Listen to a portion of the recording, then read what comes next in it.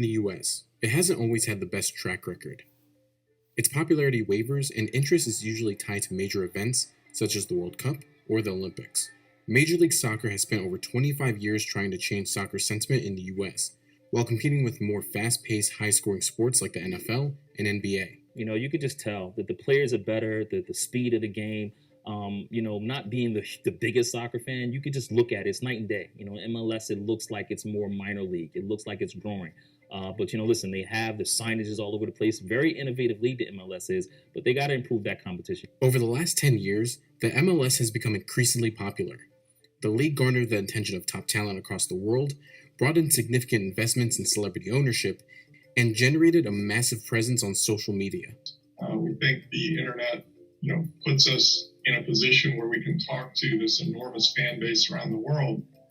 And what we've done over the past 10 to 12 years is really increase the investment in making the U.S. and MLS one of the top leagues in the world. But the MLS's rise in popularity has seen its fair share of obstacles, financial woes, leadership changes and shakeups, and its continuous fight to draw in a TV audience.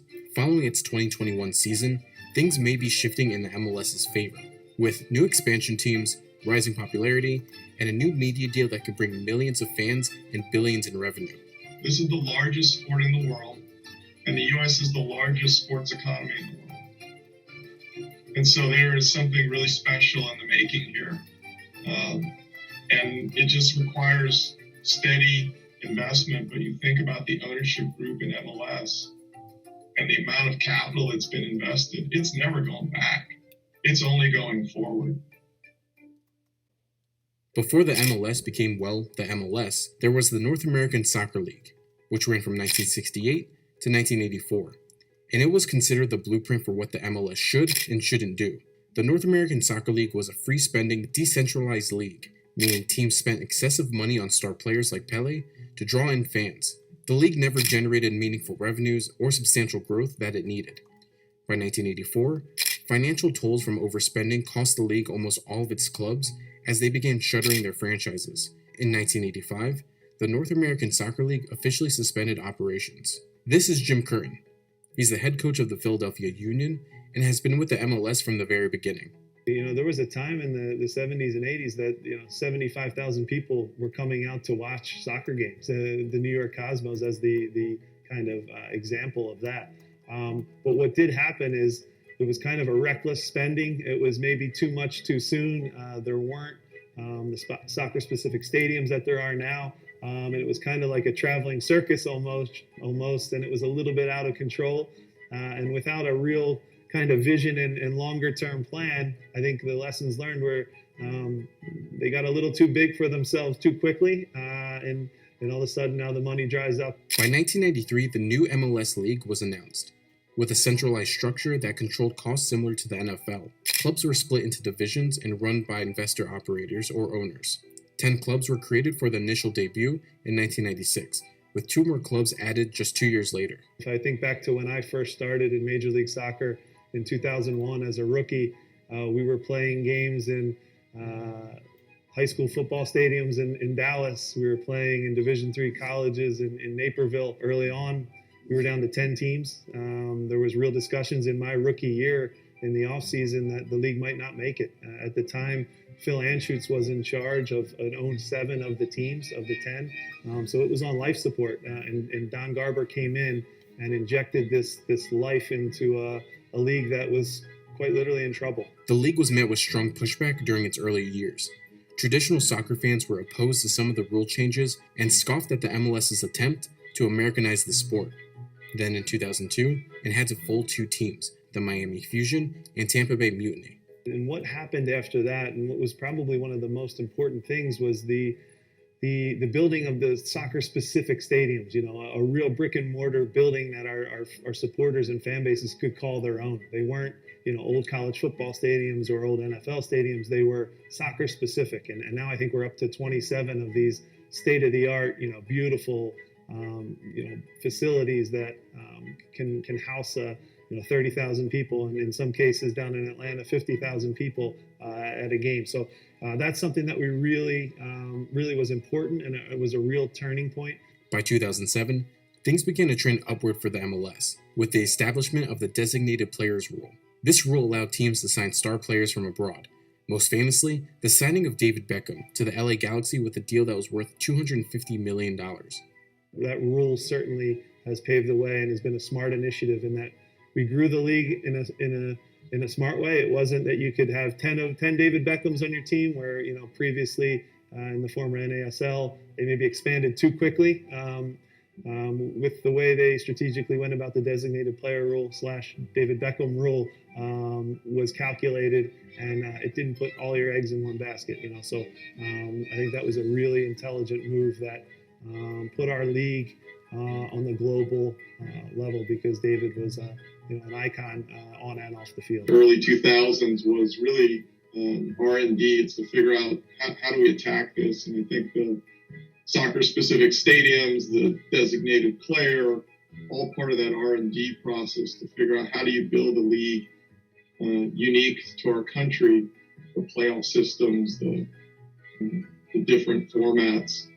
When I got involved in sort of 07, 08, I thought the next 10 to 15 years would be the investment phase, where we grow from 15 teams to 30 plus, 30 teams, cover the map much more completely like other major sports.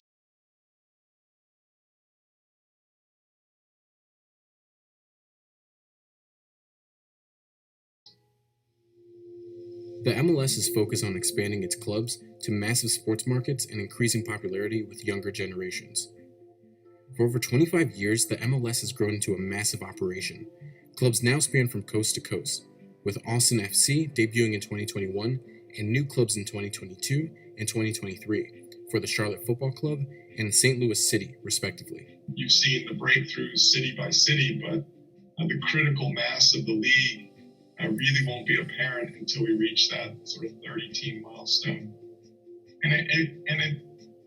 Sport is something that you enjoy together as a community, as a family, as intergenerationally. So we're still building the storylines, we're still building the rivalries, we're still building the traditions.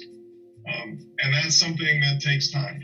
It will happen organically. It's not something we can unnaturally force. The clubs are becoming more valuable than ever. In 2008, the average valuation of MLS teams was about $37 million.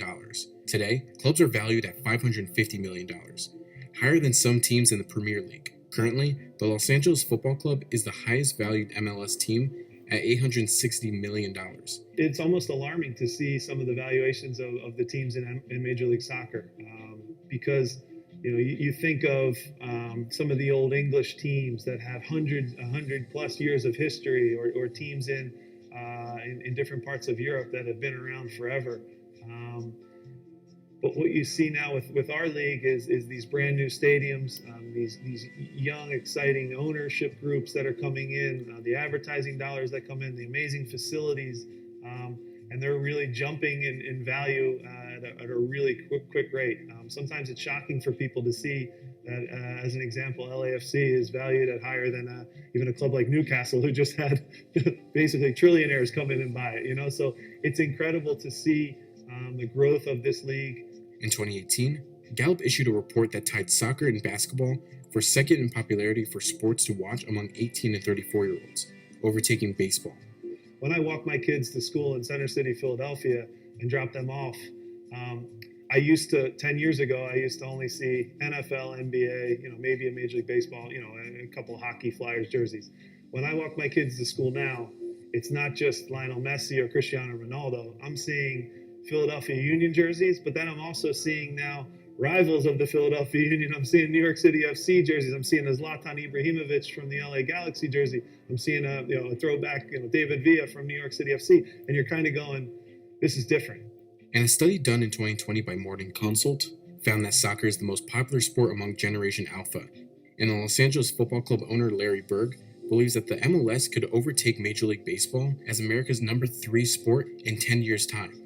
MLS still has to improve their product. They got to go out and get better players, right? And so if that soccer popularity continues to rise with Generation Z and then Generation Y, that's going to help the MLS, right? Generation Alpha, Generation Z, Generation Alpha. If that soccer continues to, that trajectory, that's only going to help the MLS. Again, how big, we don't know, because right now that popularity seems to be from the international standpoint. They like Premier League. They like to see the big stars. That competition is completely different from MLS.